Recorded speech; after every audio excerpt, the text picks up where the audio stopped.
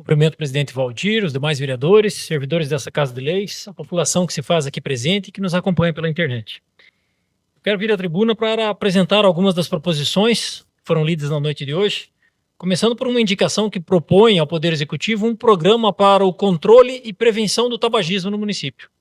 Se nós observarmos ao longo dos anos, o tabagismo ele veio diminuindo, desde que foi implementada uma lei, né, de que foi proibido o uso do cigarro em estabelecimentos fechados e também da publicidade nos maços, nas carteiras de cigarros, dos problemas que se causam. Então, o cigarro está relacionado hoje aos casos de câncer de boca, traqueia, pulmão, uma série de casos de câncer são fundamentais. Ocorre que com essa tecnologia moderna, o pod e outras tecnologias associadas, narguilha e outras coisas, nós temos de novo criado um sentimento, especialmente para os jovens, de que é legal, seria supostamente legal fazer uso de nicotina, de tabaco, enfim.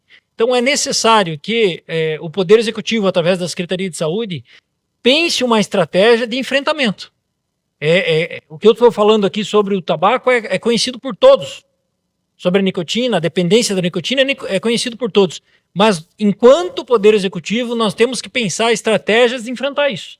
Nós não podemos deixar o câncer aparecer, ou se fortalecer, ou ampliar, e assim como tantas outras dependências, a lembrar que também pode ser uma porta de entrada para outras drogas, né?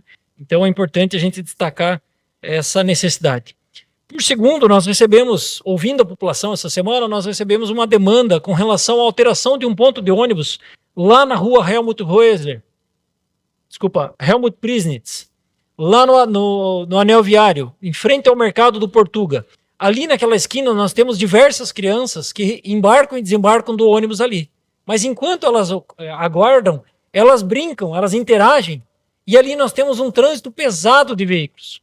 Então é necessário que a gente retire esse ponto de embarque e desembarque de crianças a 100 metros acima, a pedido dos pais, na esquina da rua 2 de abril com a rua Waldwinter, para garantir a segurança dessas crianças antes que possa acontecer algum acidente no local. Aproveito a oportunidade também para destacar aqui um pedido nosso ao Executivo com relação à necessidade de nós recaparmos a rua Henrique Sturm, que é essa rua aqui do lado.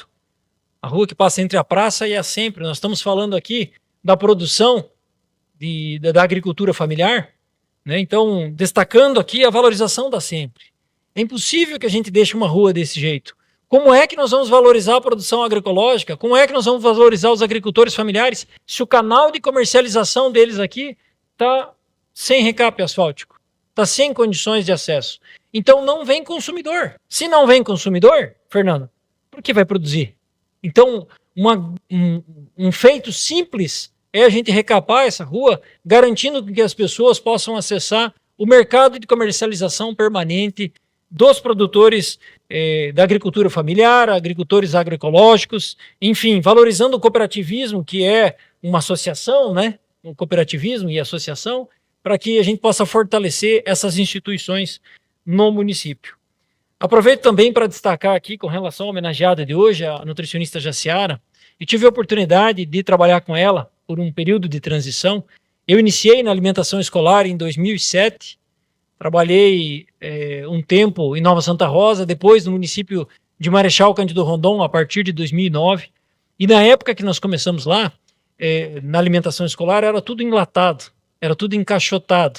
E a partir de 2009, com uma lei federal, nós tivemos a oportunidade de comprar da agricultura familiar. Então, Marechal Cândido Rondon, do oeste do Paraná, foi o primeiro município a comprar da agricultura familiar. E na época eu estava como responsável técnico da alimentação escolar. Então, tive essa oportunidade de implantar no município. E a partir dali a gente foi desenvolvendo. Então, quando a Jaciara chegou em 2012, eu sempre falo que eu fui muito feliz em passar o que a gente tinha começado, a semente tinha sido plantada, e passar para a Jaciara. Talvez se nós tivéssemos passado para outro profissional, de repente tinha minguado. Mas ela multiplicou em muito esse trabalho com a agricultura familiar, com a compra de orgânicos. Chegou um momento que tinham mais de 106 itens diferentes. 106 itens diferentes. Isso é uma riqueza cultural, é uma riqueza alimentar fundamental. E Marechal Cândido Rondon, não tenho dúvida que é uma das melhores alimentações escolares do Brasil.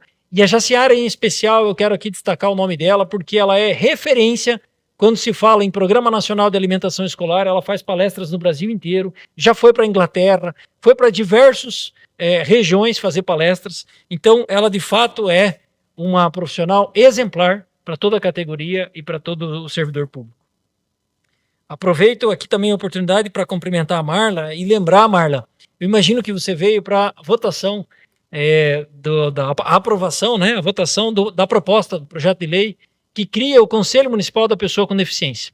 Então, esse projeto de lei ele entrou junto na sessão extra de sexta-feira.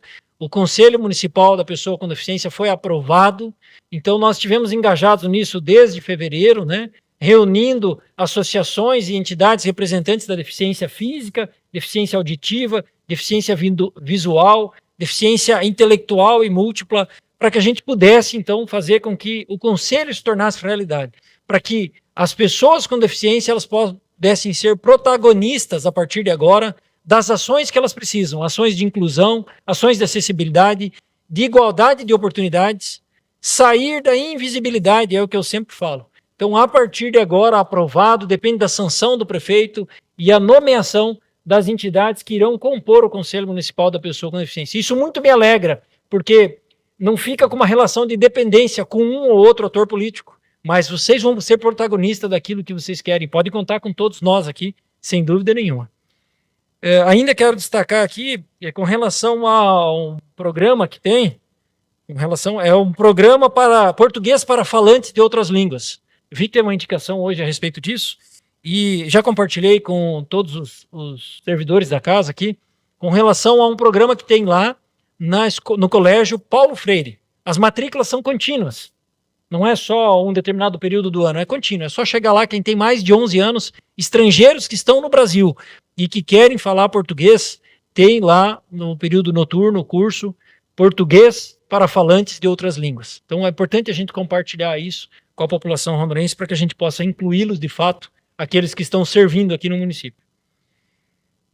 E por fim, quero dizer, presidente, que quando a vereadora Tânia fala a respeito de como foi a alteração do horário, de fato a gente precisa fazer uma reflexão a respeito disso, presidente. Com todo respeito, eu gostaria que a mesa refletisse um pouco a respeito de como foi conduzido o processo.